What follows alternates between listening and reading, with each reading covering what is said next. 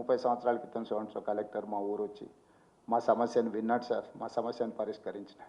ఈరోజు పదే పదే నేను ఇన్సిస్ట్ చేస్తున్నా, ఇన్స్ట్రక్షన్ ఇస్తున్నా. I told my chief secretary to record there service book, field మీద పొమ్మని.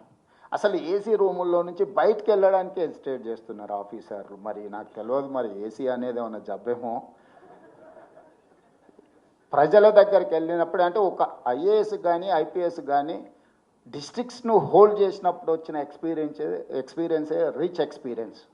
ఆ తర్వాత మొత్తం ఒకరి తర్వాత ఒకరు పంపించే ఫైల్లో మన ఫైళ్ళు చూడడమే తప్ప సెక్రటరీ లెవెల్కి వచ్చారంటే, సెక్రటేరియట్ లెవెల్కి వచ్చారంటే they don't get to chance to interact a common man or any other person.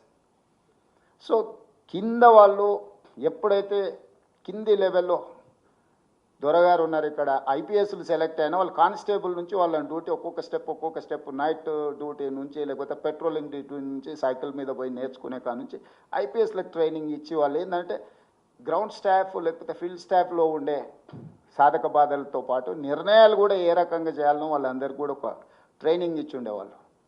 కానీ ఇప్పుడు అసలు మరి సిస్టమ్ ఎడిపోతుందో నాకైతే తెలియట్లేదు. కానీ I'm not happy for that. ఈరోజు జరుగుతున్న పరిణామాలు, అధికారుల యొక్క వ్యవహార శైలి, నేను అందరి గురించి నేను